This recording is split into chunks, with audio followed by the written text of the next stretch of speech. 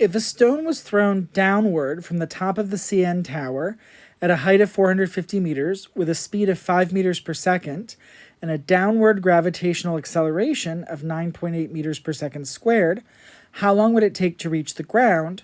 With what velocity would it strike the ground?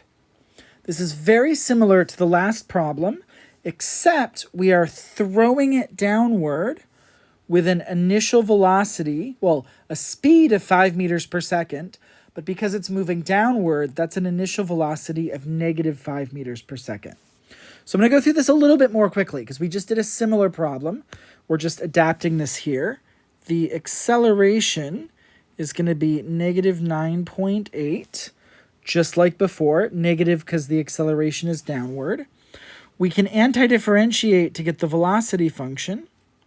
That is going to be negative 9.8 t plus a constant. But we know that the velocity at time 0, which is 0 plus c, is equal to negative 5. Because we're told we're throwing it downward with a speed of 5 meters per second. So downward 5 meters per second is negative 5. And so that tells us c is negative 5. So our velocity function is going to be negative 9.8 t minus 5. Now again, we're going to antidifferentiate to get the position function. The antiderivative of negative 9.8 t is negative 4.9 t squared, just like we saw before. And then the antiderivative of negative 5 is negative 5. And then we've got plus d. And we know that the position at time 0 is equal to 450. So it's going to be 0 plus d equals 450. And that tells us that d is 450. So our position function is just a little bit different from the last problem. We've got negative 4.9 t squared, and then minus 5t, and then plus 450. This minus 5t comes from the fact that we were throwing it down with a speed of 5 meters per second. Actually, this first term comes exclusively from that gravity, the 9.8. The second term comes exclusively from that initial velocity. And the third one comes exclusively from our starting position, which was 450 meters up in the sky. So you can see how each term here is affected by the pieces of information we were given in the problem. Now again, we're asked how long would it take to reach the ground?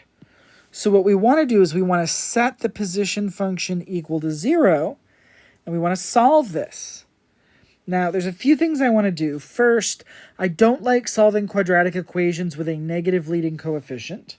So I'm going to multiply both sides by negative 1. Just switch all the signs to make it a little bit easier. 4.9 t squared plus 5t minus 450 equals 0. Now, when we're solving quadratic equations, sometimes we try to factor them, but having this decimal out front makes it a little bit harder. So instead, we use the quadratic formula.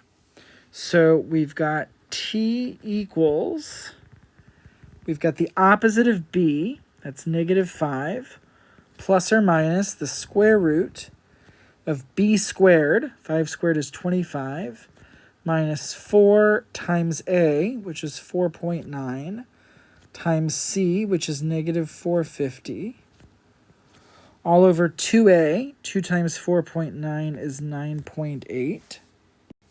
Now, if we solve this, I'm not going to do this. I'm just using a calculator for it. If we solve this, we get two solutions, a positive one and a negative one. We can throw away the negative one and just keep the positive one, which is approximately 9.0865 seconds.